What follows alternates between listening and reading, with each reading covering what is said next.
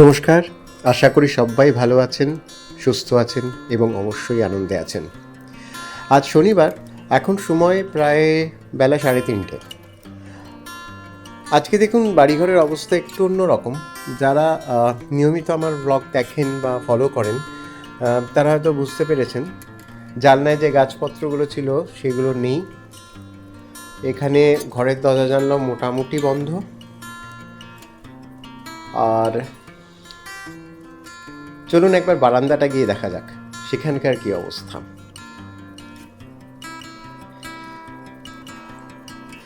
এই হচ্ছে বারান্দা। সবসময় যে সবুজে মোড়া একটা বারান্দা আপনারা দেখেন, আজকে সেটা পুরোটাই খালি। কারণ আগামী এক সপ্তাহ আমরা কেউ থাকছি না। আমরা সবাই বড়দিনের ছুটি কাটাতে একটু উত্তরবঙ্গে যাচ্ছি। উত্তরবঙ্গে কোথায় যাচ্ছি সেটা ধীরে ধীরে আপনাদের কাছে অবশ্যই প্রকাশ করব। এখন সময় 5:20 মতো। তো আমরা এখন সবাই মোটামুটি রেডি। ঘরের দরজা জানলাও সমস্ত কিছু বন্ধ হয়ে গেছে। আমাদের ট্রেন কাঞ্চনকন্যা এক্সপ্রেস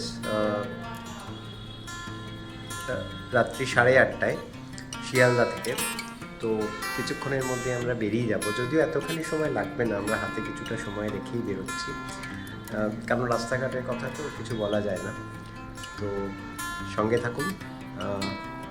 আপনাদের সঙ্গেও আমরা এবার একটা ক্রিসমাস হলিডে কাটাতে চলেছি। আলোয় মোড়া রাজপথ পেরিয়ে আমরা এখন চললাম শিয়ালদা স্টেশনের উদ্দেশ্যে। একটু আগেই বলছিলাম না যে হাতে একটু সময় নিয়ে বেরোচ্ছি, কিন্তু সেটা যে কতখানি কাজে লাগবে সেটা বাড়ি থেকে বেরোনোর সময়ও আমাদের মাথায় আসেনি। যাই হোক, আমাদের প্রথম ডেস্টিনেশন ছিল জাজেস কোর্ট রোডের ডমিনোস, যেখানে অলরেডি আমাদের রাত্রের খাবারটা অর্ডার দেওয়া ছিল। যেহেতু আজকে শনিবার, আমি আর বুবু তো ভেজ খাবো, সেজন্য 2টো veg pizza, veg regular pizza আর একটা চিকেন পিৎজা অর্ডার করা ছিল। কিন্তু সেখানে গিয়ে আমরা দেখলাম যে আমাদের অর্ডারটা ক্যান্সেল হয়ে গেছে। কারণ ওনারা ফোন করেছিলেন আমাদের, বুবু হয়তো ভুলক্রমে ফোনটা ধরেনি, আর তার ফলে কি করেছেন, ওনারা অর্ডারটা ক্যান্সেল করে দিয়েছেন। আমাদের এখানে আরও 15 মিনিট দাঁড়াতে হলো খাবারটা নেওয়ার জন্য।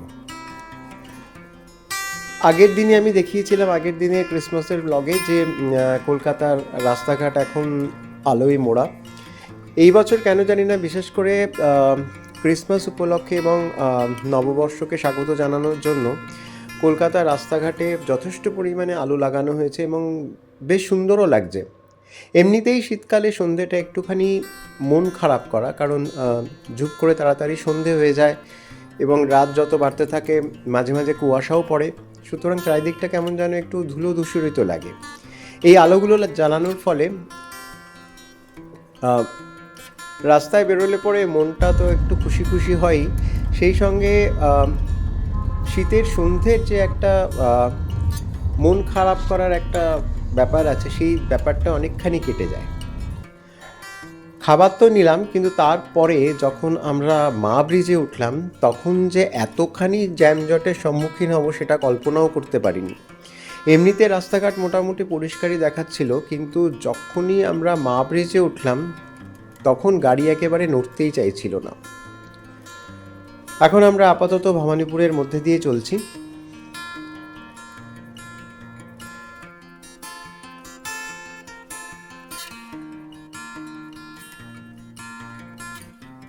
আর এখান থেকেই অল্প স্বল্প জ্যাম শুরু হলো এবং মা ব্রিজে পৌঁছানোর পর আমরা একেবারে জ্যামজটে আটকে গেলাম।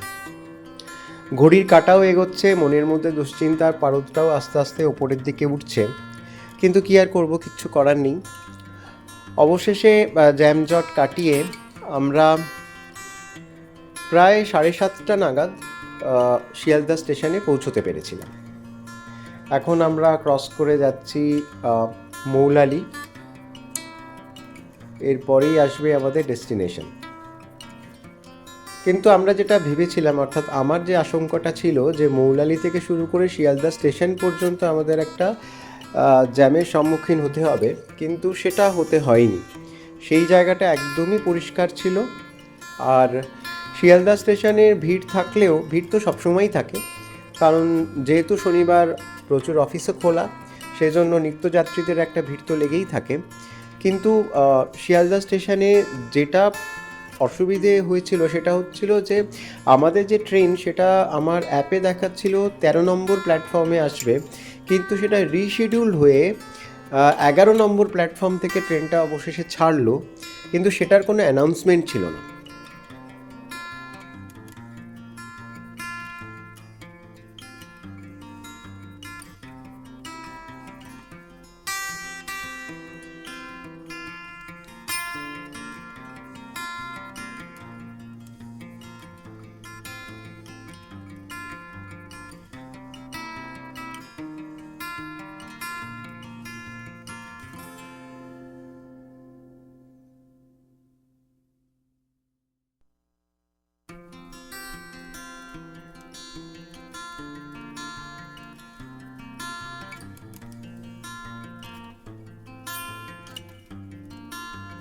ব্যস্ত শিয়ালদা স্টেশনের এটা একটি দৈনন্দিন চিত্র, এটা তো কোনো ব্যতিক্রম হওয়ারই নয়।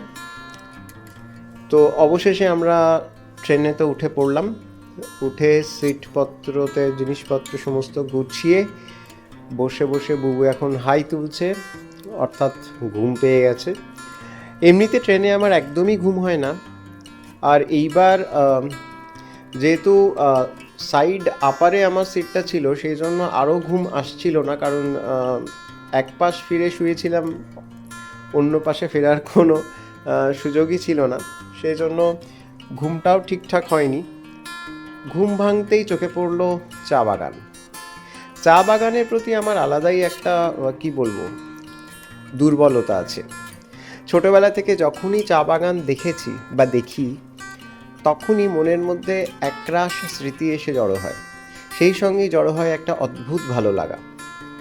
আমার সবুজ জিনিসটা বরাবরই খুব পছন্দের, বাড়িতেও সেই জন্য যথাসাধ্য আমি 4-5টা গাছপালায় মুড়ে রাখার চেষ্টা করি, আর চা বাগানের এই সবুজ স্নিগ্ধতা আমাকে একেবারে একটা অন্য জগতে নিয়ে যায়।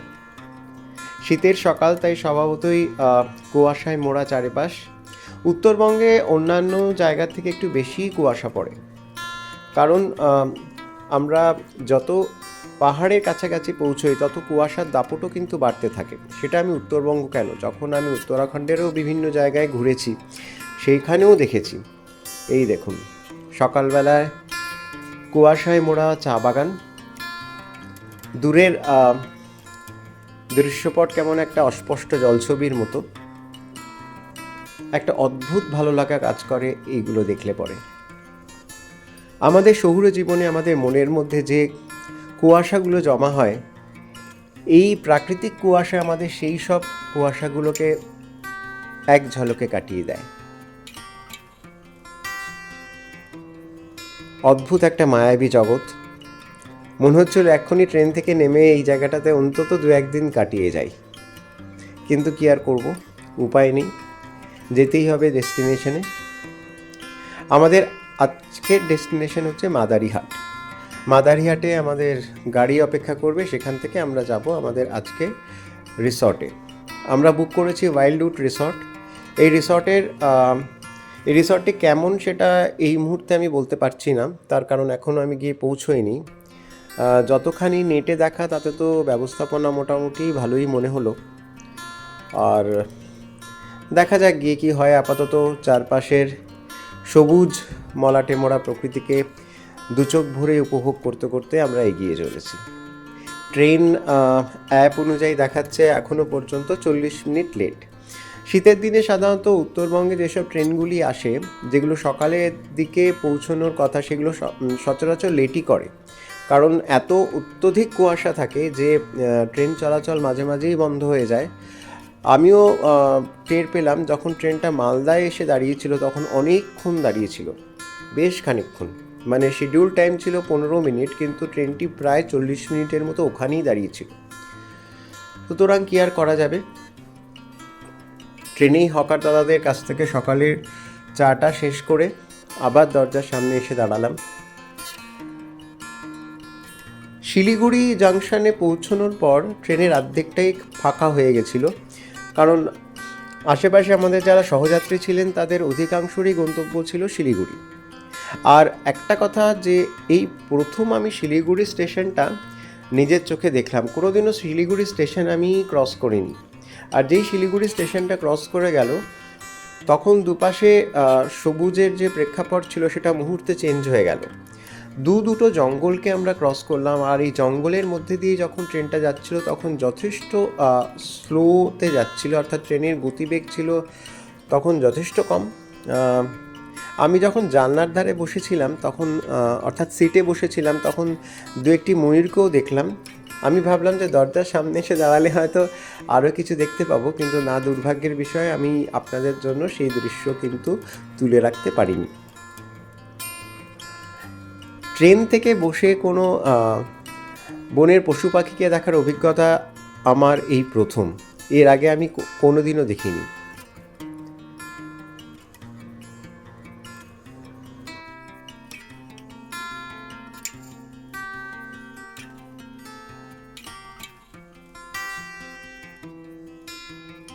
পথে পড়লো অনেক নাম না জানা নদী।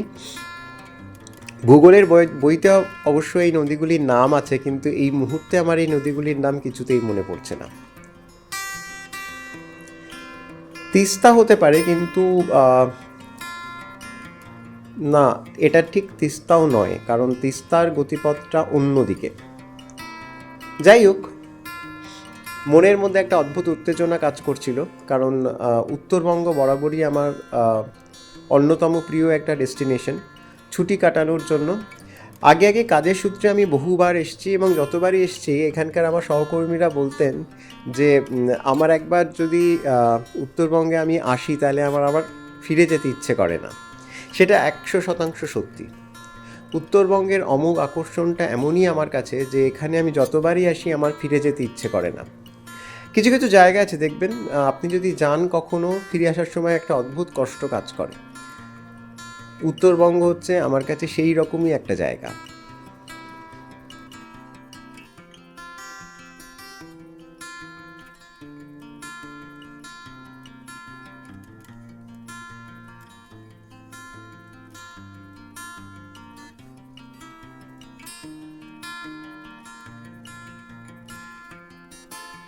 এইখানকার মানুষের জীবনযাত্রা কিন্তু অত্যন্ত সহজ সরল এবং অনাড়ম্বর।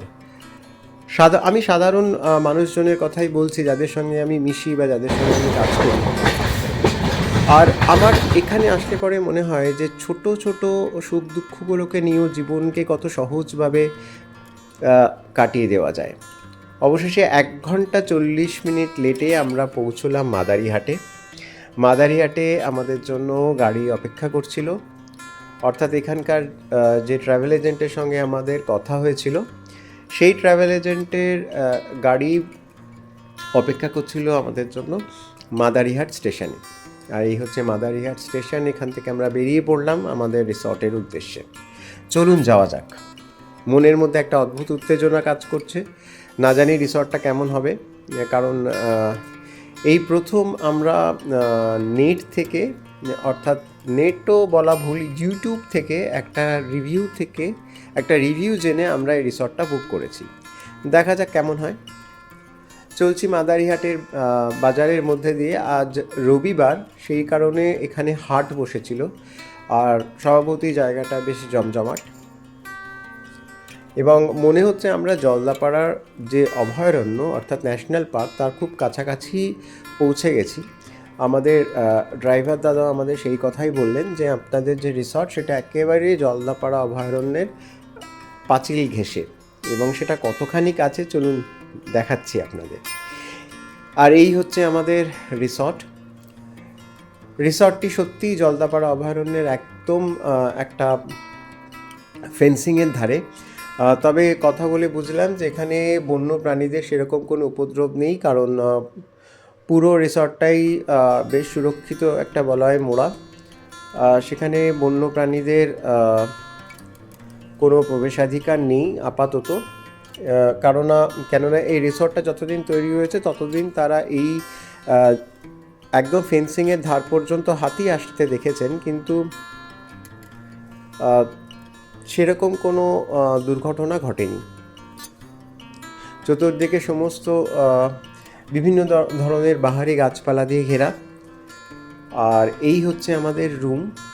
এই রুমটাতে মোটামুটি 4 জন থাকতে পারেন। 2টো ডাবল বেড রাখা আছে, টিভি রয়েছে এবং সেটা কেবল নেটওয়ার্কের সঙ্গে কানেক্টেড। 24 আওয়ার্স আপনি পাওয়ার সাপ্লাই পাবেন। এখানে চায়ের সব সাজ সরঞ্জাম রাখা, একপাশে একটা ছোট্ট ড্রেসিং কর্নার, ওয়াশরুমটাও মোটামুটি ঠিকঠাক, গিজার রয়েছে। গিজার সেলফ অপারেটেড, অর্থাৎ রুমের বোর্ডাররাই সেটাকে অপারেট করতে পারবেন। আর এই হচ্ছে 2টি কিং সাইজের বেড, যেখানে অন্তত 4 জন ভালোভাবেই শোয়া যায়। আর শীতের দিনে তো মানে লোকজনের শোয়ার সময়, রাত্রিবেলা শোয়ার সময় জায়গাটা একটু কমই লাগে। আর এই হচ্ছে আমাদের রিসর্টের বাইরের অংশটা।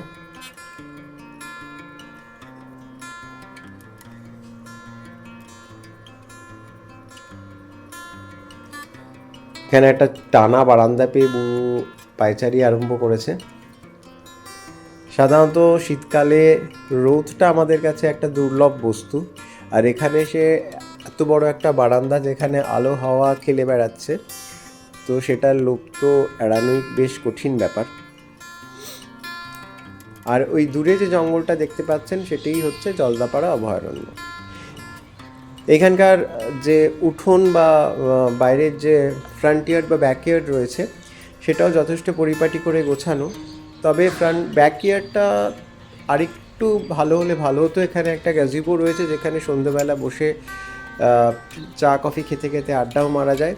বনফায়ারেরও ব্যবস্থা রয়েছে, চাইলে আপনি এখানে তন্দুরি চিকেন বা বিভিন্ন রকম তন্দুরি ফুড আইটেমসেরও স্বাদ নিতে পারবেন সন্ধ্যেবেলা। তবে সেটির জন্য আগের থেকে অর্ডার করে রাখতে হবে।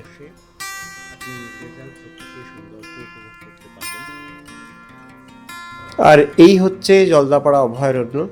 এই রিসর্টের মধ্যে একটি ছোট্ট ওয়াচ টাওয়ার আছে, এই ধরুন দোতলা বাড়ির সমান উঁচু হবে সেটা। তার ওপর উঠে আপনি এই প্রাকৃতিক সৌন্দর্যকে প্রাণ ভরে উপভোগ করতে পারেন। এখানে বসারও ব্যবস্থা করা রয়েছে। আর বন্য জন্তু জানোয়ার যা আছে, বন্য প্রাণী যা আছে এই অভয়ারণ্যে, সেটা কিন্তু এখান থেকে বিশেষ দেখা যায় না। তবে আমি শুরুতেই এখানে একটি ছোট্ট বাদরছানাকে দেখলাম, ওই দেখুন এক ডাল থেকে অন্য ডালে নিচে বেড়াচ্ছে। তবে এই রিসর্টের মধ্যে কিন্তু কোনো রকম বন্য প্রাণীর উপদ্রব এখনও পর্যন্ত ঘটেনি। কারণ বারান্দাতে আমরা এসে বসেছিলাম অনেকক্ষণ স্নান টান করে, কিন্তু সেরকম বাদরের কোনো উপদ্রব আমরা দেখিনি। এখন চললাম আমাদের দুপুরবেলা লাঞ্চের জন্য। এখানকার লাঞ্চ রুমটিও বেশ সুন্দর। এই পুরো ব্যাকইয়ার্ডটা ক্রস করে তবে লাঞ্চ রুমে পৌঁছতে হয়। খুব ছিমছাম সুন্দরভাবে সাজানো একটি লাঞ্চ রুম, পরিষ্কার পরিচ্ছন্ন, এবং খাওয়া দাওয়া সত্যি একেবারে বাড়ির মতো। আমি এই রিসর্টের ডিটেলসটা ডেসক্রিপশানে দিয়ে দেবো, আপনারা চাইলে অন্তত একবার এসে এখানকার আতিথেয়তাটাকেই উপভোগ করতে পারবেন। ভীষণই সুন্দর, একদম খোলা রাস্তার ওপরে। পার্কিংয়েরও যথেষ্ট সুব্যবস্থা আছে। যদি কেউ নিজেরা গাড়ি নিয়ে আসেন সেখানেও কোনো অসুবিধে হওয়ার তো কথা নয়। আর এখানকার যিনি ম্যানেজার আছেন, সেই ম্যানেজার ভদ্রলোকটি সব সময় এখানকার বোর্ডার যারা আছেন তাদের সুবিধে অসুবিধের প্রতি তীক্ষ্ণ নজর রেখে চলেছেন। দুপুরবেলা আমরা লাঞ্চে নিলাম ভাত ডাল, আমি আর বুবু নিলাম একটা মাটন কারি, আর তিনি নিল চিকেন কারি। যাই হোক, খাওয়া দাওয়ার টেস্ট ছিল একেবারে হোমমেড খাবারের মতো, অর্থাৎ তেল মশলার আধিক্য একেবারেই ছিল না। আর এই হচ্ছে সন্ধ্যের পর আমাদের রিসর্টের চারপাশ। এটি একটি মফস্বল গ্রাম ঠিক বলা যাবে না, এটি একটি মফস্বলের মতো একটা এলাকা। সন্ধ্যেবেলায় আমরা গেলাম, পরের দিন যে আমরা জিপ সাফারি করব জলদাপাড়া ন্যাশনাল পার্কের ভেতরে, তার টিকিট কাটার জন্য, কিন্তু গিয়ে দেখলাম যে টিকিট তখন পাওয়া যাবে না। আমরা ঠিক করেছিলাম 3টের সময় যে সাফারিটা হয়, 3টে না সরি 1:30টার সময় যে সাফারিটা হয় সেটা টিকিট কাটবো, কিন্তু গিয়ে দেখলাম যে 1:30টার সাফারিটার জন্য যে টিকিট সেটা পাওয়া যাবে পরের দিন দুপুর 12:30টার পর থেকে। অগত্যার কি আর করা যায়, এইখানে কিছু ওই দোকানপত্র ছিল যেখান থেকে আপনি টুকিটাকি এখানকার স্মৃতি হিসেবে কিছু সংগ্রহ করে নিতে পারবেন। তো আমরা সেটারই চেষ্টা করলাম। কিছু টুকটাক ফ্রিজ ম্যাগনেট কিনে আমরা আবার ফেরত চললাম আমাদের রিসর্টে। আমার আজকের এই ব্লগটি যদি আপনাদের ভালো লেগে থাকে তবে দয়া করে সাবস্ক্রাইব করে পাশে থাকবেন। সবাই ভালো থাকবেন।